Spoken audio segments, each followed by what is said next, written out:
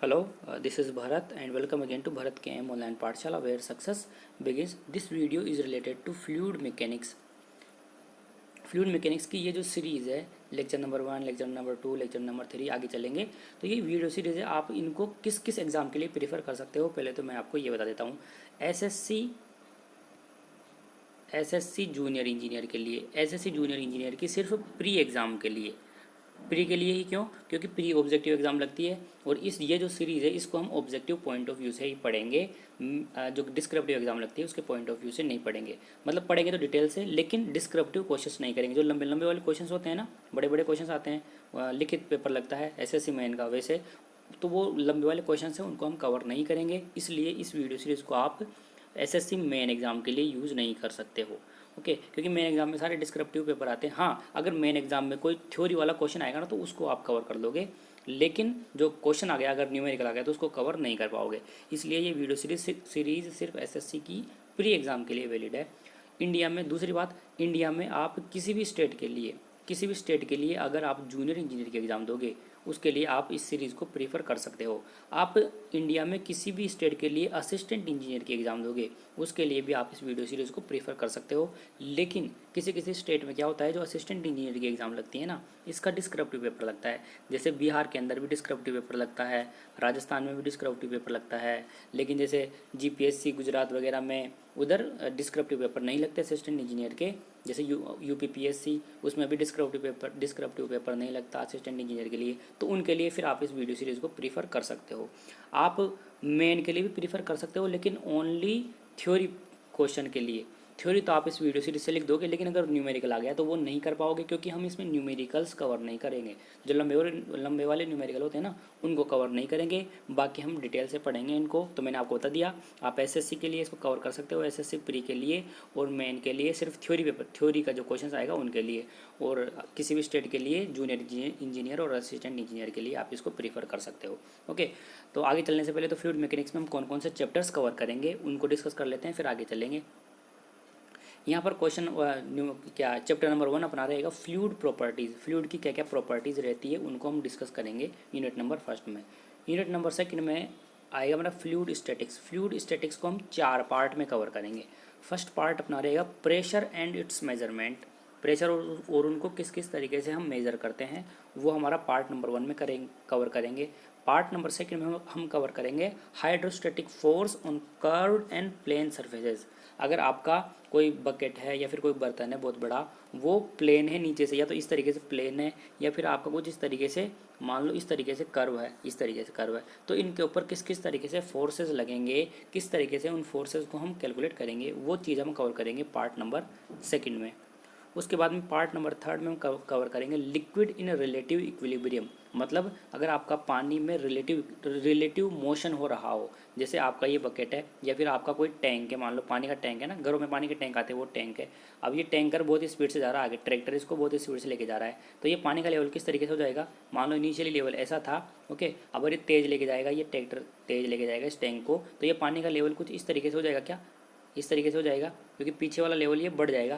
तो ये पीछे वाला लेवल बढ़ने से इसके प्रेशर के ऊपर, फोर्सेस के ऊपर क्या क्या डिफरेंस आएंगे, उन चीज़ों को हम कवर करेंगे पार्ट नंबर 3 में। मतलब रिलेटिव मोशन हो गया ना, तो रिलेटिव इक्विलिब्रियम में किस तरीके से फोर्सेस और प्रेशर कैलकुलेट करेंगे वो हम पार्ट नंबर 3 में कवर करेंगे। इसके बाद में पार्ट नंबर 4 अपना बॉयंसी एंड फ्लोटेशन। जैसे अपने जो पानी है उसके अंदर कौन कौन सी चीज़ें तैरने लग जाती है, ऊपर आ जाती है, न्यूट्रल इक्विलिब्रियम क्या होता है, ये सारी चीज़ें हम कवर करेंगे पार्ट नंबर 4 में। और अपना फिर फ्लूइड स्टैटिक्स कवर हो जाएगा इसमें कंप्लीट। फ्लूइड स्टैटिक्स क्या होता है, अब अच्छा इन चीज़ों को भी आगे कवर करेंगे सब कुछ। अभी चैप्टर्स के नाम देख लो आप। उसके बाद में जो चैप्टर नंबर 3 है अपना, उसमें हम कवर करेंगे fluid kinematics. Okay, chapter number 4 में हम कवर करेंगे फ्लूइड डायनेमिक्स। अब ये फ्लूइड डायनेमिक्स है ना, इसको भी 2 पार्ट में कवर करेंगे। एक एनर्जी इक्वेशंस के रूप में पढ़ेंगे, इसको फॉर्म में पढ़ेंगे, और एक मोमेंट इक्वेशंस की फॉर्म में पढ़ेंगे। इनको भी हम 2 पार्ट में कवर करेंगे। क्या क्या चीज़ें आएंगी वो आपको आगे पता लग जाएंगी, अभी जस्ट आप चैप्टर्स के नाम देखो। ओके, चैप्टर नंबर 5 में हम फ्लो मेजरमेंट कवर करेंगे। फ्लो मेजरमेंट को हम चैप्टर नंबर 5 में पढ़ेंगे। चैप्टर नंबर 6 में हम लेमिनार फ्लो को कवर करेंगे। चैप्टर नंबर 7 में हम टर्बुलेंट फ्लो को कवर करेंगे। ये सारे पाइप में हैं। ओके, ये सारे पाइप में हैं। मोस्टली पाइप की बात करेंगे हम प्लेट की भी थोड़ी बहुत बात कर लेंगे। बाकी जो प्लेट की बातें रहती है ना वो हम ओपन चैनल फ्लो में पढ़ते हैं, open OCF open channel flow में कवर करते हैं। उसमें सारे जो चैनल वगैरह रहते हैं वो ओपन रहते हैं। यहाँ पर हम बात करेंगे ना वो पाइप की बात करेंगे, लेकिन थोड़ी बहुत प्लेट की बात भी कर लेंगे। ओपन चैनल की भी हम थोड़ी बहुत बातें यहाँ पर करेंगे। बाकी डिटेल्स हम ओपन चैनल फ्लो में पढ़ते हैं, जो ओपन चैनल रहते हैं उनके बारे में। यहाँ पर पाइप की बात करते हैं। चैप्टर नंबर 8 की अगर हम बात करें तो बाउंड्री लेयर्स हम इसमें कवर करेंगे। बाउंड्री लेयर क्या होती है, बाउंड्री लेयर के ऊपर किस तरीके का फ्लो होता है, बाउंड्री लेयर के नीचे किस तरीके का फ्लो होता है, बाउंड्री लेयर किन किन चीज़ों के ऊपर डिपेंड करती है, ये सारी चीज़ें कवर करेंगे हम इसके अंदर चैप्टर नंबर 8 में। उसके बाद में चैप्टर नंबर 9 अपने पास आएगा, drag and lift. Drag and lift सारा कवर करेंगे हम यूनिट नंबर 9 में। चैप्टर नंबर 10 है अपने पास, मॉडल एनालिसिस। मॉडल एनालिसिस हम कवर करेंगे चैप्टर नंबर 10 में। और फिर फाइनली अपना रहेगा चैप्टर नंबर 11, उसमें हम कवर करेंगे पाइप फ्लो, कि अगर हमारा पाइप है वो सीरीज में कनेक्ट है तो किस तरीके से डिस्चार्ज के ऊपर और हेड लॉस के ऊपर क्या इफेक्ट आएगा। अगर हमारा पाइप पैरेलली कनेक्टेड है, इस तरीके से पैरेलली कनेक्टेड है पाइप, तो फिर इसके बाद में अपने डिस्चार्ज के ऊपर या फिर हेड लॉस के ऊपर क्या क्या फ़र्क पड़ेगा, क्या क्या उनके ऊपर इफेक्ट आएगा, ये सारी चीज़ें कवर करेंगे चैप्टर नंबर 11 में। तो ये सारा कुछ मैंने आपको कवर करा दिया, मतलब सारे चैप्टर्स हमने देख लिए। But before starting unit number first, अब यूनिट नंबर फर्स्ट पढ़ेंगे हम, उससे पहले कुछ बातें हैं वो आपको समझनी पड़ेगी।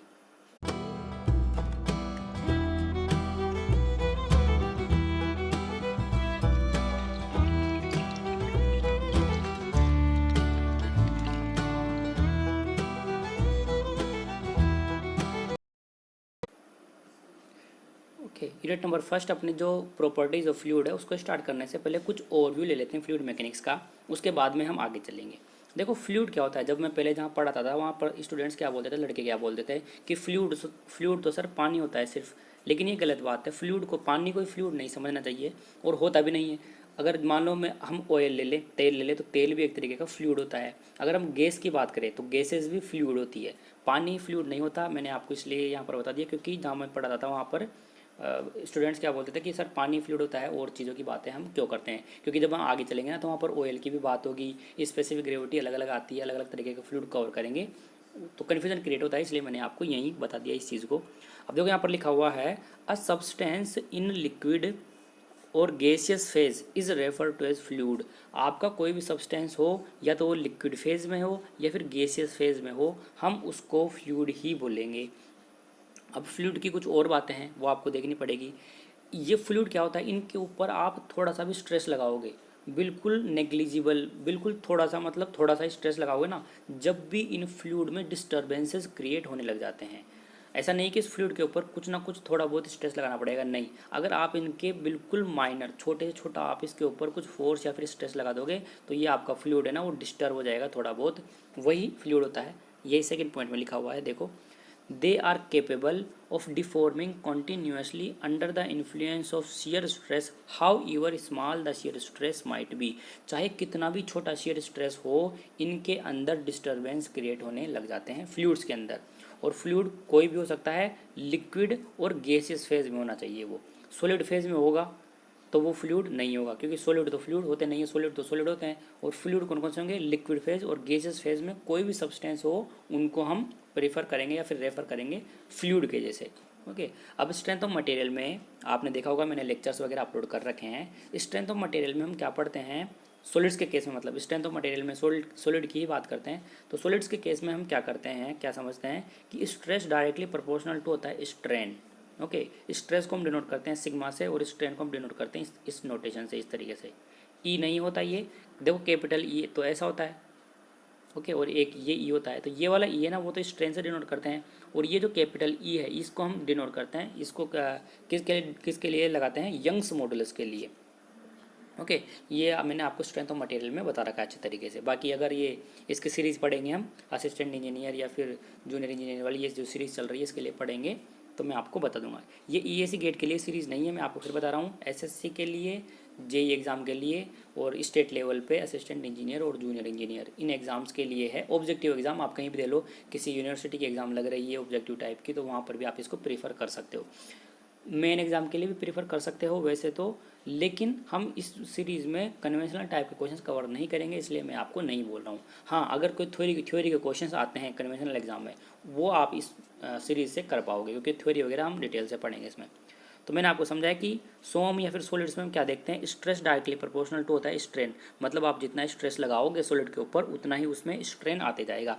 लेकिन फ्लूइड के केस में ऐसा नहीं होता। फ्लूइड के केस में क्या होता है, फ्लूइड के केस में स्ट्रेस डायरेक्टली प्रोपोर्शनल टू होता है स्ट्रेन रेट। अब देखो ये स्ट्रेन रेट क्या होता है, ये आपको अभी समझ नहीं आएगा, ये आपको बाद में समझ आएगा जब हम आगे चलेंगे, तो वहाँ पर इन चीज़ों की बात होगी तो वहाँ पर समझ आएगा। ये जस्ट इंट्रोडक्शन पार्ट है, थोड़ा थोड़ा ओवरव्यू ले रहे हैं हम, डिटेल्ड चीज़ यहाँ पर नहीं पढ़ रहे। डिटेल्ड चीज़ हम जब आगे चलते रहेंगे तो वहाँ पर आपको समझ आती रहेगी। लेकिन ऑब्जेक्टिव पॉइंट ऑफ व्यू से आपको अभी के लिए इतना ध्यान रखना है कि फ्लूइड के केसेस में स्ट्रेस डायरेक्टली प्रोपोर्शनल टू होता है स्ट्रेन रेट, और सॉलिड के केस में होता है stress directly proportional to strain only. Okay, ये ध्यान रखना है आपको। अब तीन चीज़ें आती है हमारे पास, एक होता है फ्लूइड स्टैटिक्स। ओके, जो अपना यूनिट नंबर सेकंड है, जो मैंने आपको बताया यूनिट नंबर सेकंड क्या थी, फ्लूइड स्टैटिक्स थी, उसको 4 पार्ट में कवर करेंगे।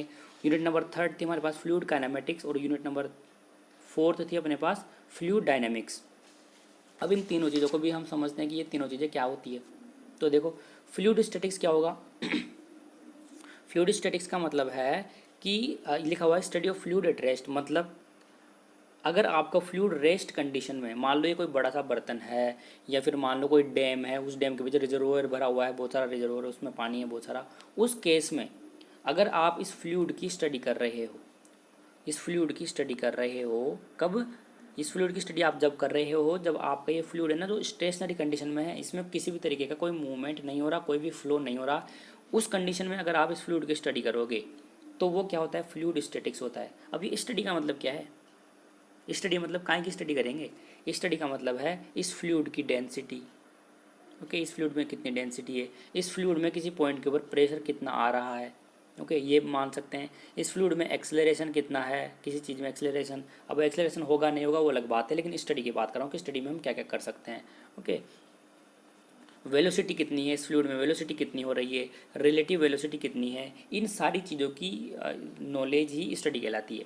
अगर हमारे दिमाग में से आ सकता है ना, क्योंकि हम ये तो पढ़ लेते हैं कि study of fluid at rest, लेकिन स्टडी किस चीज़ की स्टडी, तो स्टडी का मतलब है उस फ्लूइड की डेंसिटी, उस फ्लूइड में प्रेशर कितना है, ओके, उस फ्लूइड की एक्सेलरेशन कितना है उस फ्लूइड में, उस फ्लूइड की वेलोसिटी कितनी है, रिलेटिव वेलोसिटी कितनी है, इन चीज़ों की स्टडी अगर हम रेस्ट कंडीशन में कर रहे हैं फ्लूइड की में, तो वो क्या होता है, फ्लूइड स्टैटिक्स होता है। ओके, अब बात करते हैं फ्लूइड काइनेमेटिक्स की। फ्लूइड काइनेमेटिक्स क्या होता है, अब यहाँ पर देखो फ्लूइड काइनेमेटिक्स और जो फ्लूइड डायनामिक्स है, इसमें हमारा फ्लूइड है ना वो रेस्ट कंडीशन में नहीं रहता है, इसमें फ्लूइड मोशन कंडीशन में आ जाता है, फ्लो होने लग जाता है। अब देखो अपना ये फ्लूइड फ्लो रहा है, मान लो ये अपना फ्लूइड फ्लो रहा है, यहाँ पर ये फ्लूइड फ्लो रहा है।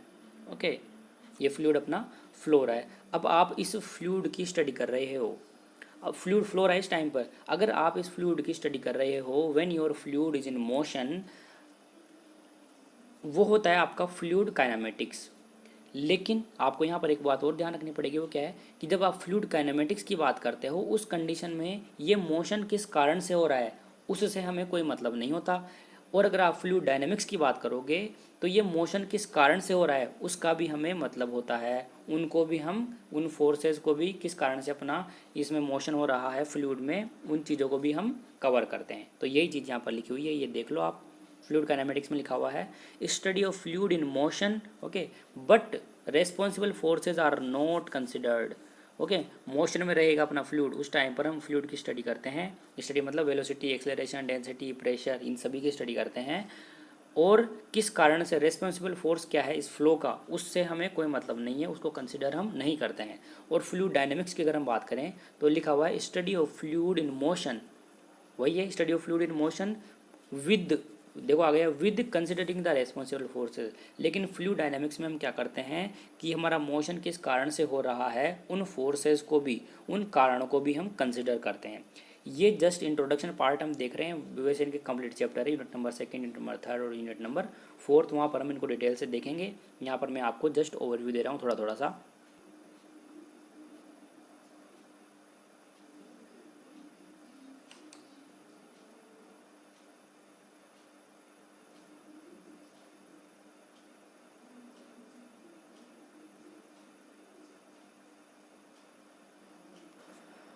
अब हम बात करते हैं आइडियल फ्लूइड के बारे में। आइडियल फ्लूइड क्या होता है?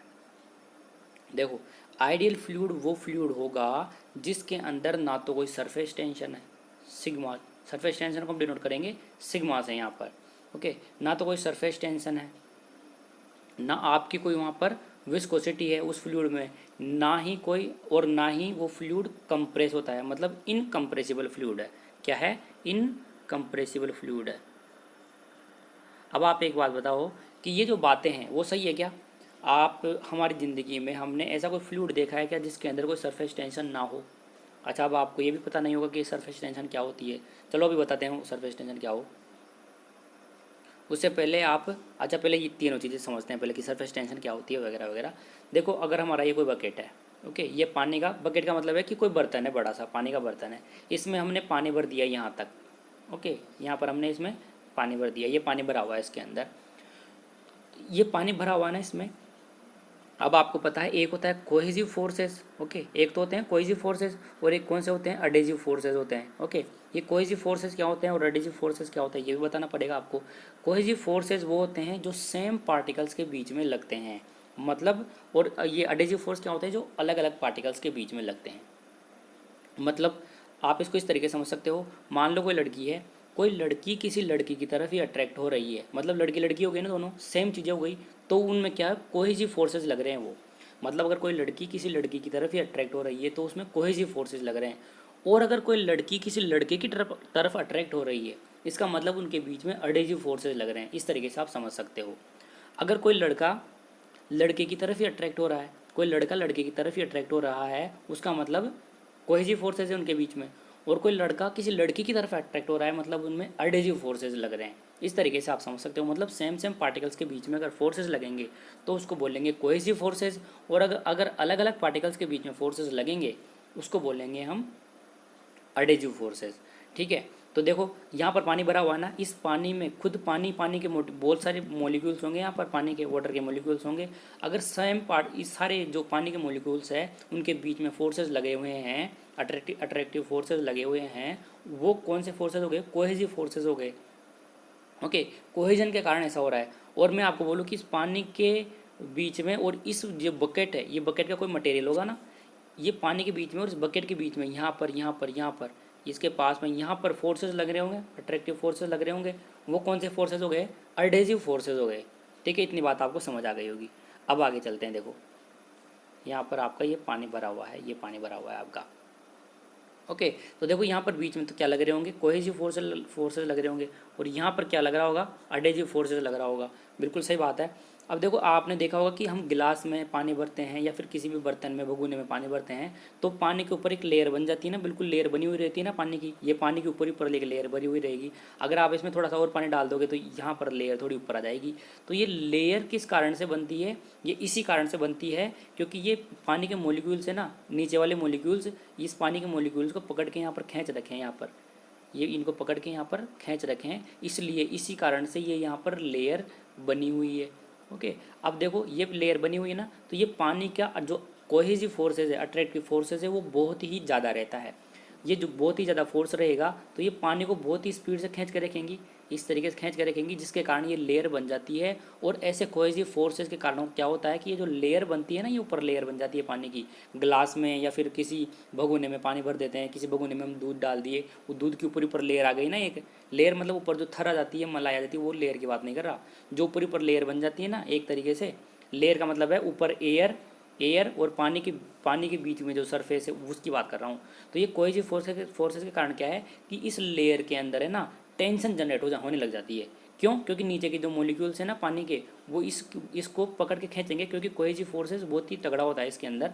तो ये पकड़ के खींचेंगे ना, इसके कारण इस लेयर के अंदर टेंशन आने लग जाती है, और उसी को हम क्या बोलते हैं? सरफेस टेंशन बोलते हैं। इस सरफेस के अंदर टेंशन आना स्टार्ट हो जाती है। अब अगर आपसे कोई पूछे कि ये सरफेस टेंशन किस कारण से आती है, तो आप क्या बोलोगे उसको? उसके मुंह पे आप बोलना कि कोहेसिव फोर्सेस के कारण आती है। जो पानी के मॉलिक्यूल्स होते हैं ना, उनमें कोहेसिव फोर्स लगता है, उसके कारण से इस सरफेस के अंदर टेंशन आ जाती है, और उसी को बोलते हैं हम सरफेस टेंशन। ठीक है, सरफेस टेंशन की बात आपको समझ आ गई। अब हम बात करते हैं विस्कोसिटी की, कि ये विस्कोसिटी क्या होती है। तो देखो, विस्कोसिटी होती है, ये आपके पानी का फ्लो रहा है, मान लो ये आपका पानी का फ्लो रहा है यहाँ पर, और ये आपके नीचे सरफेस है, ये सरफेस है। तो आपको पता है कि जो पानी का फ्लो होता है ना वो लेयर्स की फॉर्म में होता है। तो एक लेयर ये रही, एक लेयर ये रही, एक लेयर ये रही, एक लेयर ये रही, एक लेयर ये रही, लेयर्स की फॉर्म में होता है इस तरीके से। ओके, अब देखो ये जो दो लेयर है ना, एक ये लेयर है और ये एक ये लेयर है, इन दोनों लेयर के बीच में शेयर फोर्स लगते रहता है। इन दोनों लेयर के बीच में क्या लगेगा? शेयर फोर्स लगेगा। इस वाली लेयर के बीच में और इस वाली लेयर के बीच में शेयर फोर्स लगेगा, इस वाली लेयर के बीच में और इस वाली लेयर के बीच में शेयर फोर्स लगेगा। इन्हीं शेयर फोर्स को हम बोलते हैं विस्कोसिटी। इससे क्या होता है, आपका जो फ्लूइड है उसमें विस्कोसिटी ज़्यादा आ जाती है। अगर मान लो आपकी शेयर की वैल्यू बहुत ही ज़्यादा है, इसका मतलब विस्कोसिटी बहुत ही ज़्यादा है उसके अंदर। अगर शेयर की वैल्यू बहुत ज़्यादा कम है, इसका मतलब उसमें विस्कोसिटी उसकी बहुत ज़्यादा कम है। अब देखो क्या होगा, इसको थोड़ा अगर और डिटेल से समझे हम, तो यहाँ पर हम ऐसे कह सकते हैं कि जो नीचे वाला सरफेस है ना, ये वाला जो अपनी फिक्स सरफेस है नीचे वाला, इसके बीच में और इस लेयर के बीच में कुछ लग रहा होगा, फोर्स लग रहा होगा। तो हम ऐसा कह सकते हैं क्या, कि ये जो लेयर फ्लो हो रही है ना, ऊपर वाली लेयर फ्लो हो रही है, इसको ये नीचे वाला सरफेस रोक के रखेगा। क्यों? क्योंकि बीच में फ्रिक्शन लग रहा है ना, शेयर फोर्स लग रहा है ना, शेयर स्ट्रेस लग रहा है बीच में, उसके कारण ये ऊपर वाली लेयर, अगर लेयर आगे बढ़ेगी तो ये नीचे वाला जो सरफेस है ना इसको रोकने की कोशिश करेगा। ओके, अब ये अगर इसकी बात करें, इसके ऊपर वाली लेयर की बात करें, तो ये नीचे वाला सरफेस इसको रोकने की कोशिश करेगा और ये लेयर इसको रोकने की कोशिश करेगी। हम अगर इसकी बात करें, इसके ऊपर वाली लेयर की, तो ये वाली लेयर फिर ऊपर वाली लेयर को रोकने की कोशिश करेगी। इसके ऊपर वाली लेयर की बात करें तो वो वाली लेयर रोकने की कोशिश करेगी, फिर ये लेयर इसके ऊपर वाली लेयर को रोकने की कोशिश करेगी, ये लेयर इसके ऊपर वाली लेयर को रोकने की कोशिश करेगी। इस तरीके से ये लेयर्स रोकने की कोशिश करती रहती हैं ऊपर को। क्यों? Because of this shear stress, इस शियर फोर्स के कारण। ओके, इतनी बात आपको समझ आ गई। लेकिन आपको एक चीज़ और समझनी होगी कि जैसे जैसे हम सरफेस से दूर जाते जाएंगे ना, जैसे जैसे हम सरफेस से दूर जाते जाते हैं, वैसे वैसे इनकी रोकने की ताकत, ऊपर की लेयर को रोकने की ताकत कम होती जाती है। जैसे जैसे हम सरफेस से दूर जाते जाएंगे, वैसे वैसे इनको रोकने की ताकत कम होती जाती है। हम ऐसा कह सकते हैं कि ये जो लेयर है ना, वो लेयर, ये ऊपर लेयर है, ये मान लो मेन आदमी है यहाँ पर, इससे डरती हैं सारी लेयर्स, इस मेन आदमी से, जो नीचे का सरफेस है ना इससे डरती है। तो ये जो पास में लेयर है वो ज़्यादा डरेगी इससे, पास में ही है बिल्कुल, तो ये यहाँ पर रुकी रहेगी। इसके ऊपर वाली लेयर है वो थोड़ी कम डरेगी क्योंकि थोड़ी दूर चली गई। इसके और ऊपर वाली लेयर थोड़ी और कम डरेगी क्योंकि वो ज़्यादा दूर चली गई। इस तरीके से आप समझ सकते हैं, जो जितनी ज़्यादा पास रहती है वो उतनी ही ज़्यादा डरती है इस सरफेस से, और जो डर ज़्यादा लगेगा तो वो चुपचाप बैठी रहेगी वहाँ पर, आगे जाने की कोशिश नहीं करेगी। तो हम ऐसा कह सकते हैं कि जैसे जैसे हम सरफेस से दूर जाएंगे, वैसे वैसे आपका जो ये सरफेस का आगे बढ़ने की कैपेसिटी है वो बढ़ती जाती है, या फिर हम कह सकते हैं कि ऊपर वाली सरफेस को ये रोकने की ताकत है वो कम होती जाती है। इस तरीके से हम कह सकते हैं। और ये किस कारण से होता है? शियर फोर्स के कारण होता है, शियर स्ट्रेस के कारण होता है, जो फ्रिक्शन लगता है ना उसके कारण होता है। ओके, दो लेयर्स के बीच में फ्रिक्शन लगता है, उसको कहते हैं, और ये फ्रिक्शन क्या होता है? शियर स्ट्रेस होता है। और इस शियर स्ट्रेस के कारण ही अपने फ्लूइड में विस्कोसिटी जनरेट होती है। अगर अपनी शियर स्ट्रेस की वैल्यू बहुत ज़्यादा है, इसका मतलब विस्कोसिटी उसमें बहुत ज़्यादा है, और शियर स्ट्रेस की वैल्यू अगर कम है, इसका मतलब उसमें विस्कोसिटी कम है। विस्कोसिटी कम या ज़्यादा का मतलब क्या है? विस्कोसिटी ज़्यादा है, इसका मतलब क्या है? अपना जो फ्लूइड है वो गाढ़ा है। अगर विस्कोसिटी ज़्यादा है, इसका मतलब फ्लूइड है ना वो गाढ़ा है, और विस्कोसिटी कम है, इसका मतलब जो फ्लूइड है ना वो पतला है बिल्कुल। बाकी आपको डिटेल से आगे पता लगेगा, और यहाँ पर जस्ट मैं इंट्रोडक्शन फॉर्म में आपको बता रहा हूँ। ओके, इनकम्प्रेसिबल की बात करें तो अगर आप फ्लूइड को कंप्रेस कर पाओ तो मतलब वो फ्लूइड कंप्रेसिबल है, और कंप्रेस ना कर पाओ तो फ्लूइड इनकम्प्रेसिबल है। अब आप चीज़ समझो कि ये आइडियल फ्लूइड क्या कह रहा है, कि ऐसा फ्लूइड जिसके अंदर ना तो कोई सरफेस टेंशन हो, ना ही कोई विस्कोसिटी हो, ओके, और ना ही ये कंप्रेसिबल हो और ना ही कंप्रेस होए। तो ज़िंदगी में ऐसा फ्लूइड होता है क्या? कभी नहीं होता है। कोई भी फ्लूइड ले लो आप, उसके अंदर सरफेस टेंशन तो होगी होगी, उसके अंदर विस्कोसिटी तो होगी होगी, और वो फ्लूइड कंप्रेस भी होगा, थोड़ा बहुत ही हो लेकिन कंप्रेसिबल होता है फ्लूइड। ओके, तो ये जो आइडियल फ्लूइड होता है ना, ये जो कंडीशन बताता है कि आइडियल फ्लूइड ये होते हैं, इनके जो नखरे होते हैं, ये कभी भी एग्जिस्ट नहीं करता। इसलिए हम कह सकते हैं कि ideal fluid is not exist in real life. इसीलिए यहाँ पर लिखा हुआ है, अब आपको समझ आ जाएगा। देखो, तो फिर आप ऐसा आपके दिमाग में ये आएगी, तो फिर ये अपने जो रियल लाइफ में होते हैं फ्लूइड वो कौन से होते हैं? तो वो होते हैं रियल फ्लूइड। ये आइडियल फ्लूइड कभी भी रियल लाइफ में एग्जिस्ट नहीं करते हैं, बस थ्योरेटिकल फॉर्म दे रखी है इनको कि ऐसा ऐसा होगा तो आइडियल फ्लूइड होगा। अपने जो रियल लाइफ में जो फ्लूइड होते हैं ना वो कौन से होते हैं? रियल फ्लूइड होते हैं। अपना जो पानी है ना वो रियल फ्लूइड एक तरीके का, जो तेल है ना वो रियल फ्लूइड है, जो गैसेस वगैरह रहती है ना वो रियल फ्लूइड होते हैं, आइडियल फ्लूइड नहीं होते हैं। ओके, आइडियल फ्लूइड एक थ्योरेटिकल कंसेप्ट है जो थ्योरी की फॉर्म में दे रखा है। देखो लिखा हुआ है यहाँ पर, आइडियल फ्लूइड के बारे में लिखा हुआ है, ideal fluid does not have surface tension. क्या होती है मैंने आपको समझा दिया, does not have viscosity. Okay, दूसरी बात यहाँ पर लिखा हुआ है कि ideal fluid is incompressible, ideal fluid incompressible होता है। ठीक है। तो ये तो रियल लाइफ में एग्जिस्ट नहीं करते, लेकिन आपको ध्यान रखना है कि आइडियल फ्लूइड क्या क्या होते हैं। जिसके अंदर कोई सरफेस टेंशन नहीं रहती वो आइडियल फ्लूइड होता है। जिस फ्लूइड में कोई विस्कोसिटी नहीं होगी वो आइडियल फ्लूइड होगा। जो फ्लूइड इनकम्प्रेसिबल होगा वो आइडियल फ्लूइड होगा। ठीक है, ये प्रॉपर्टीज है आइडियल फ्लूइड की जो आपको याद रखनी है, एग्जाम में पूछ लेते हैं ऑब्जेक्टिव एग्जाम में। अब अगर बात करें आगे, यहाँ पर लिखा हुआ है नॉट एग्जिस्ट, ये जो आइडियल फ्लूइड है ना वो रियल लाइफ में एग्जिस्ट नहीं करते, ओनली थ्योरेटिकल कंसेप्ट है। ये थ्योरी के फॉर्म में दे रखा है कि ऐसे ऐसे ऐसे ऐसे होगा तो ऐसा ऐसा हो जाएगा, लेकिन ये एग्जिस्ट नहीं करते हैं। नेक्स्ट पॉइंट यहाँ पर लिखा हुआ है real fluid has surface tension and viscosity. लेकिन अपना जो रियल फ्लूइड होते हैं ना, जो पानी, तेल, दूध, घी, ये सारे क्या होते हैं, रियल फ्लूइड होते हैं। टूथपेस्ट वगैरह, अब आगे चलेंगे जब आपको और चीज़ें समझ आएगी, न्यूटोनियन, नॉन न्यूटोनियन फ्लूइड वगैरह वगैरह। आप बस पढ़ते रहो, जो मैं बोल रहा हूँ उसको सुनते रहो। जो चीज़ें जो कन्फ्यूजन क्रिएट होएगा ना अगर आपको थोड़ा बहुत दिमाग में, वो आगे चलेंगे तो सब क्लियर हो जाएगा। ठीक है, तो अपना जो रियल फ्लूइड होता है सरफेस टेंशन भी होती है और विस्कोसिटी भी होती है। अब देखो यहाँ पर ये फ्लो की वेलोसिटी प्रोफाइल दिखा रखी है यहाँ पर।